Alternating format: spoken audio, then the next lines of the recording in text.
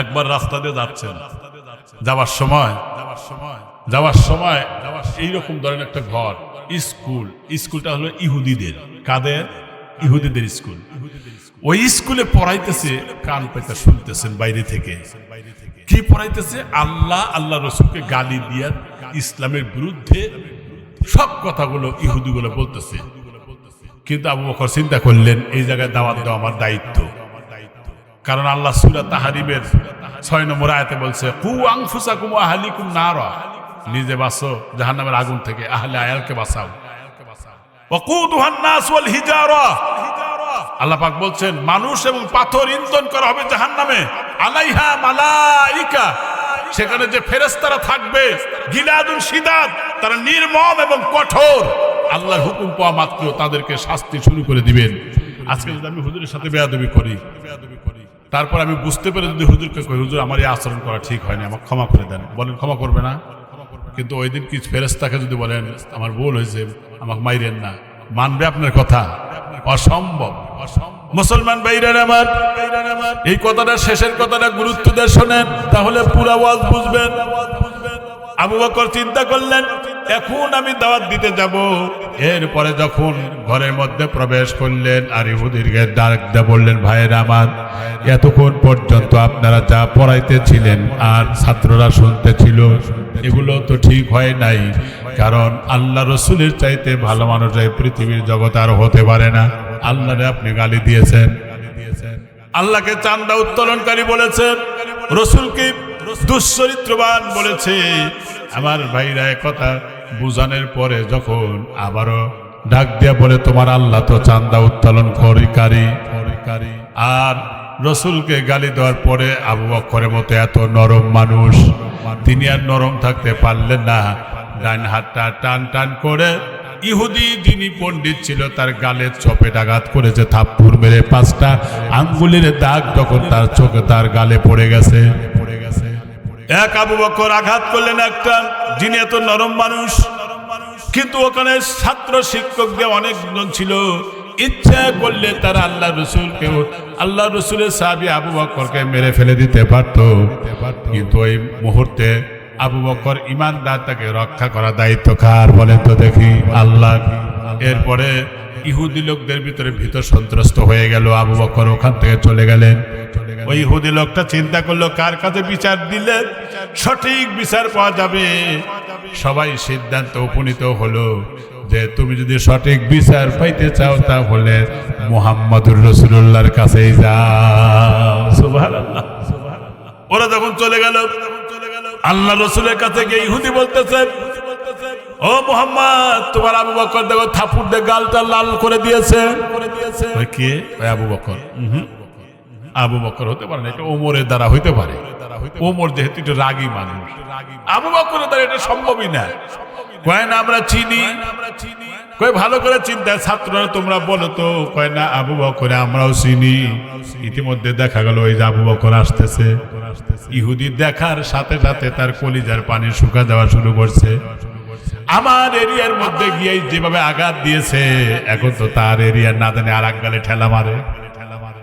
আমার মুসলমান ভাইরা, এরপরে যখন কাছাকাছি আসলো, আল্লাহ রসুল ডাকতে বললেন, আবু বকর, তোমার বিরুদ্ধে ওরা অভিযোগ করেছে তুমি নাকি থাপ্পড় মেরেছো। কয় জি ইয়া রাসূলুল্লাহ। কয় আবু বকর তুমি? তাও বিশ্বাস করতে পারছো না, তুমি মারছো?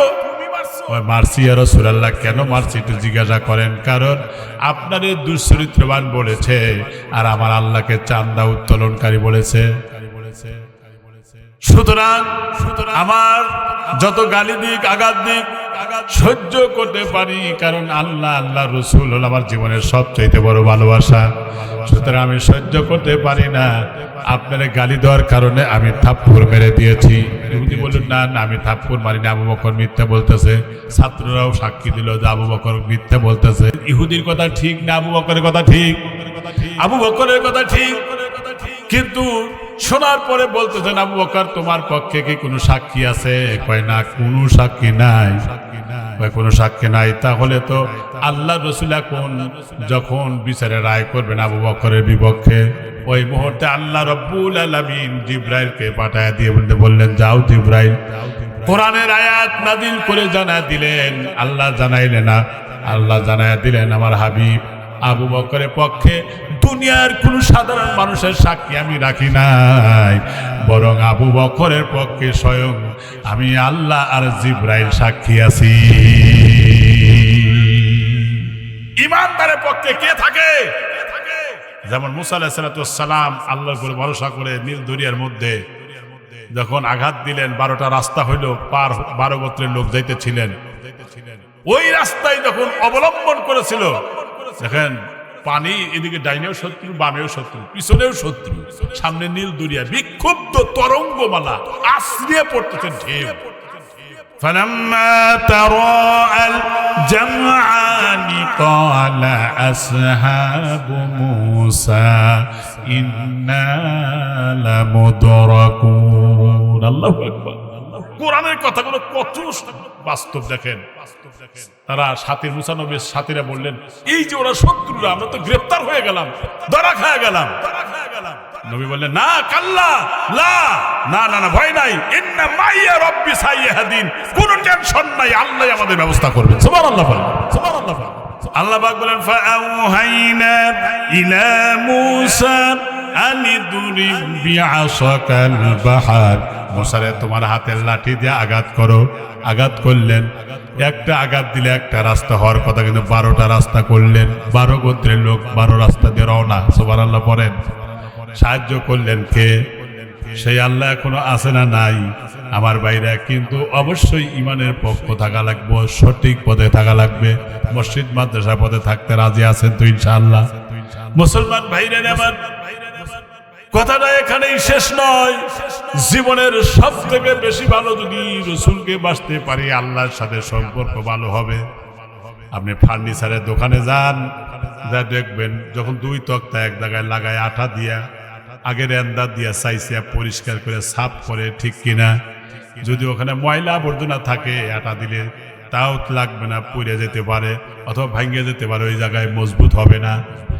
সুতরাং প্রত্যেকটা মানুষের দিলটাকে ওই দাগ রাখা যাবে না, গুনাহের দাগ রাখা যাবে না। কলবের মধ্যে যদি দাগ থাকে, ময়লা থাকে, তাহলে আল্লাহর সাথে সম্পর্ক থাকবে। এই জন্য সুদ খাওয়া যাবে না, ঘুষ খাওয়া যাবে না। রাজি আছেন তো?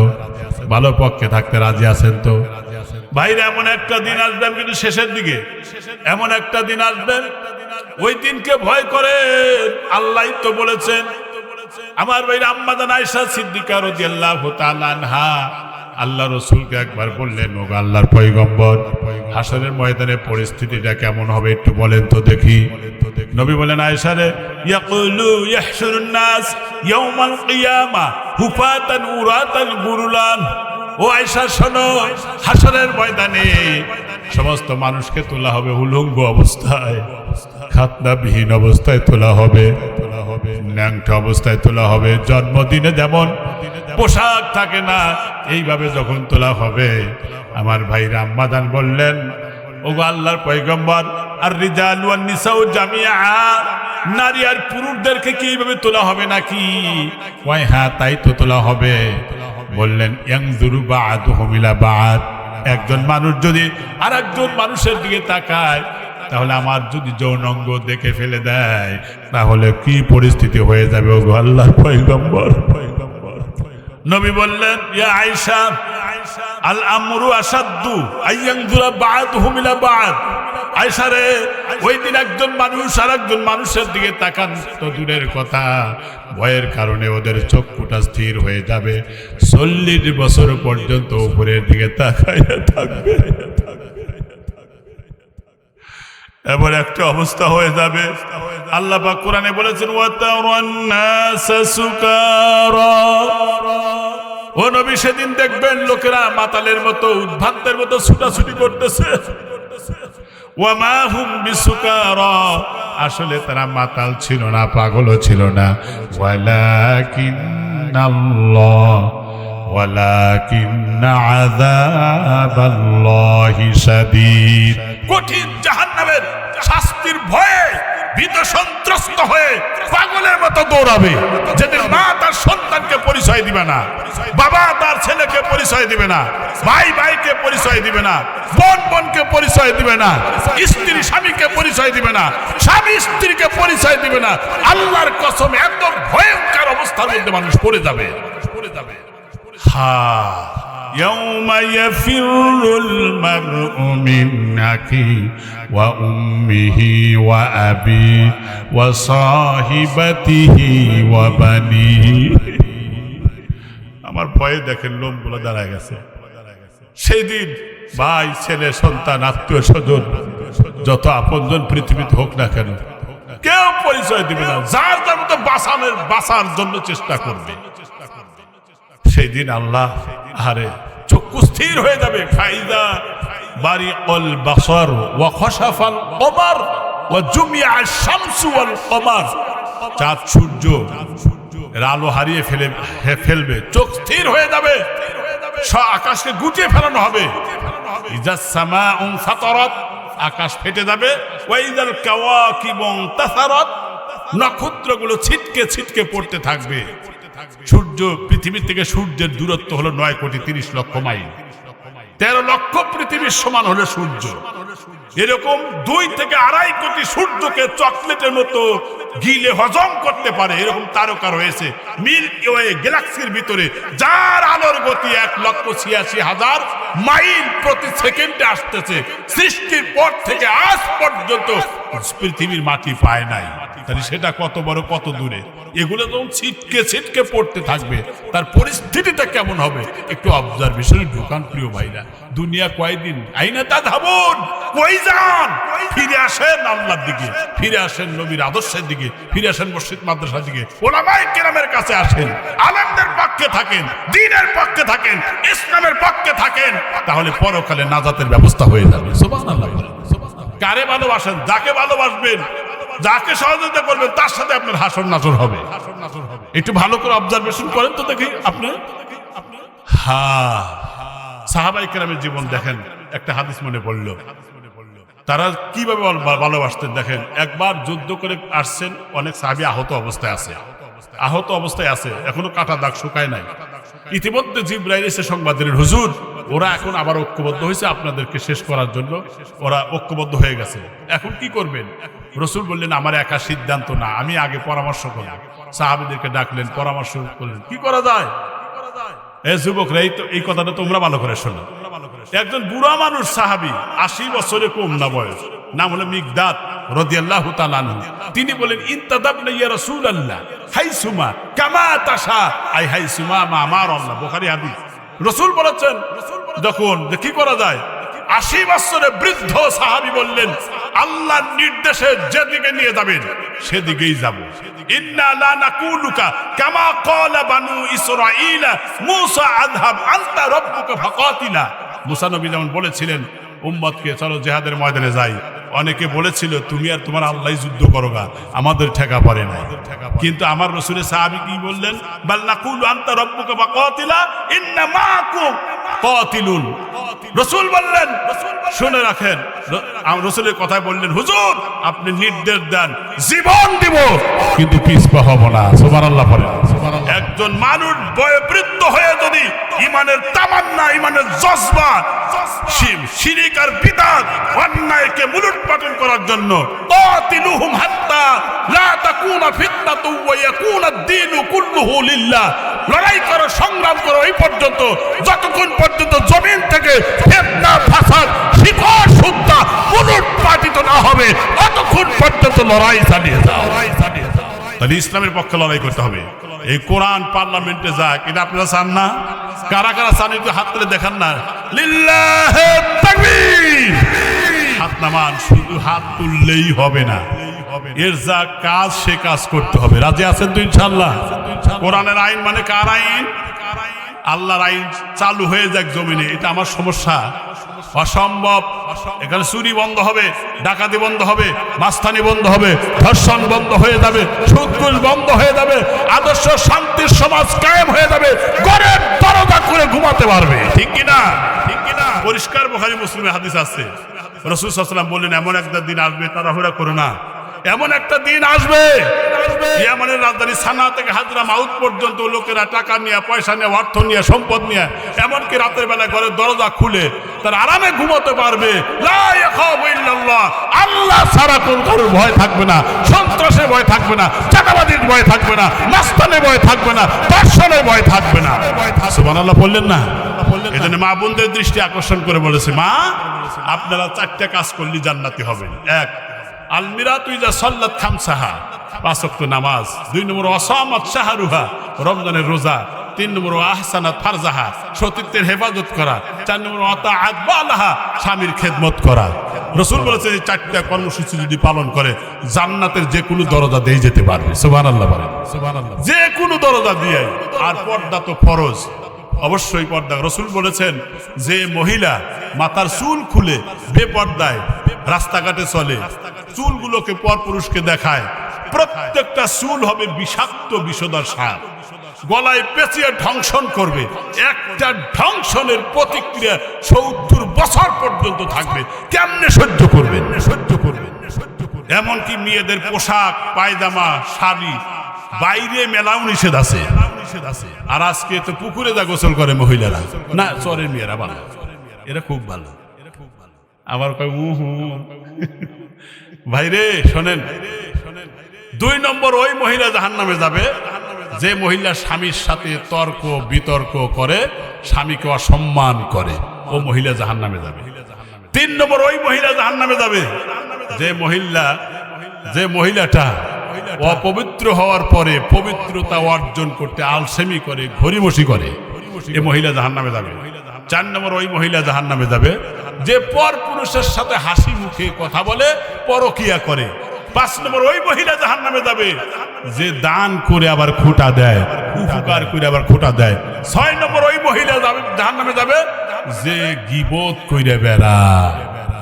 গীবত এত খারাপ, গীবত এত খারাপ, আবার বলি গীবত এত খারাপ যে শুকনা জিনিস চুলার কাছে, আগুনের কাছে নিলে যেমন পুড়ে সাফ হয়ে যায়, গীবত করলে আপনার কষ্টে অর্জিত সমস্ত নেকি সব পুড়ে সাফ।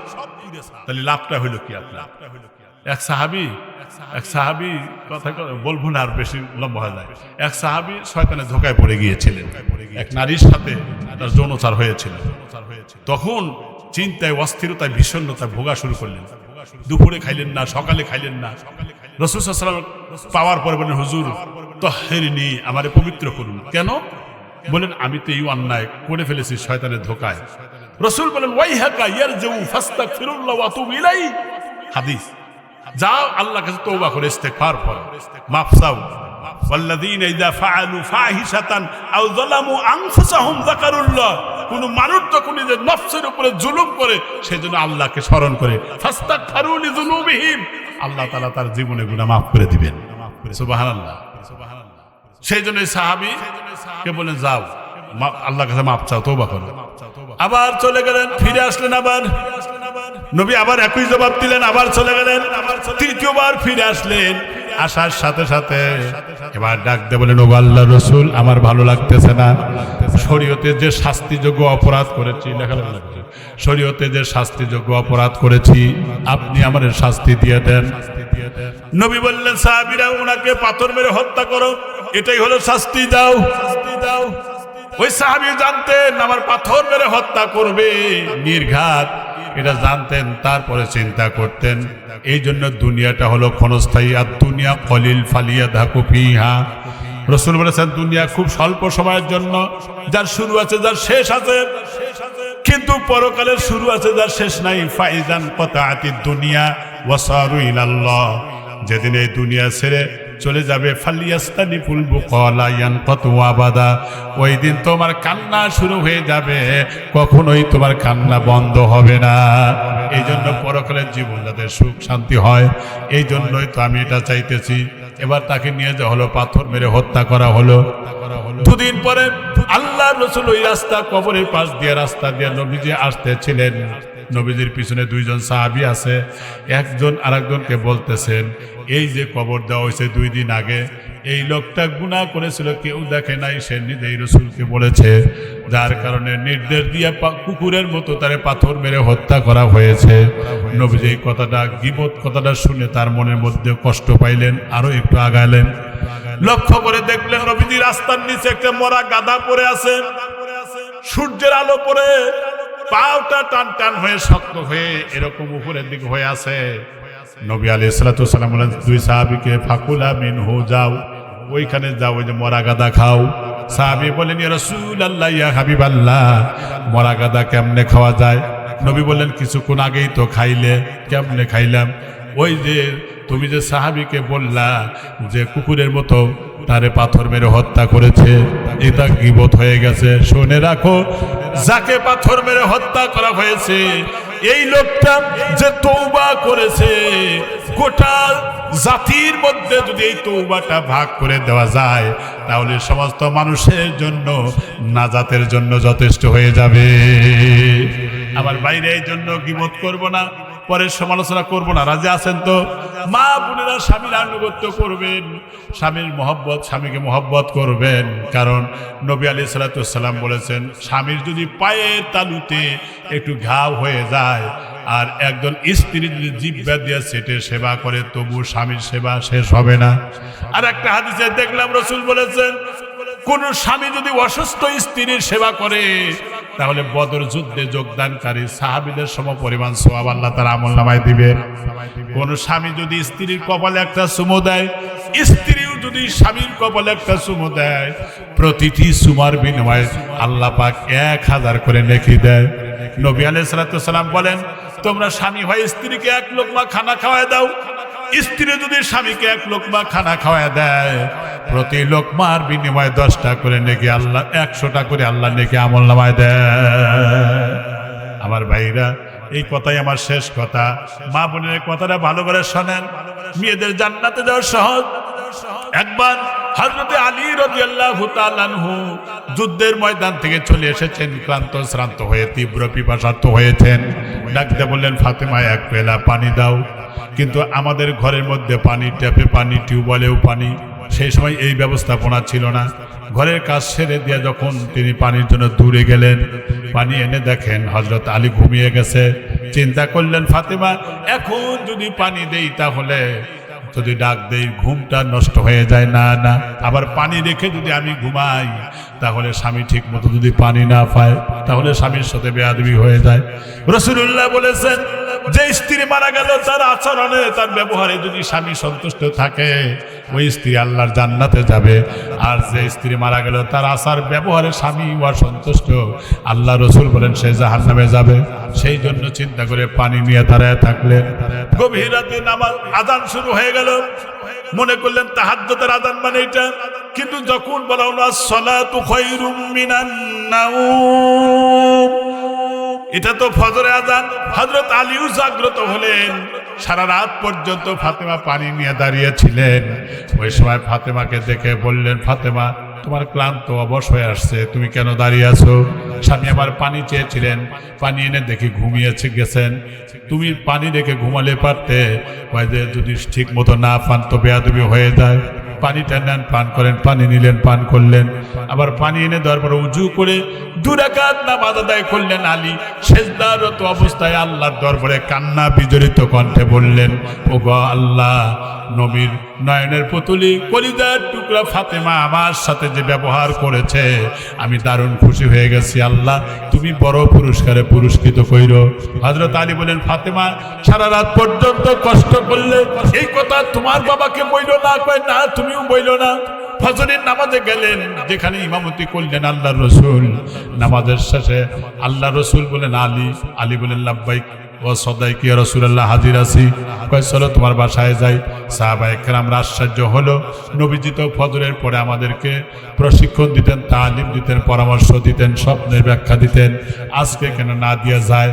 ফজরের নামাজের পরে হযরত ফাতেমার দরজার সামনে গিয়ে ডাক দিলেন, ফাতেমা ব্যস্তনিশ হয়ে গেল, আমার ঘরের সামনে তো এত সকালে কোনোদিন রাসূল আসে না, না জানি কি হয়েছে।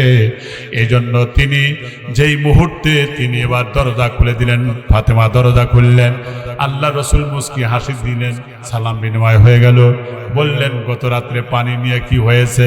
আপনার জামাই কি বলছে নাকি? কয় না, তুমি পানি নিয়ে স্বামীকে মর্যাদা দিতে গিয়ে দাঁড়িয়েছিলে সারা রাত পর্যন্ত, তোমার স্বামী নামাজ আদায় করে আল্লাহর দরবারে দোয়া করেছে, জিবরাইল আমার কাছে বলে গেছে ফাতেমার জন্য আলী দোয়া করার কারণে সাইয়্যিদাতুন নিসা মিন আহলিল জান্নাহ, ফাতেমাকে আল্লাহ রাব্বুল আলামিন জান্নাতের নারীদের নেত্রী বানিয়ে দিয়েছে।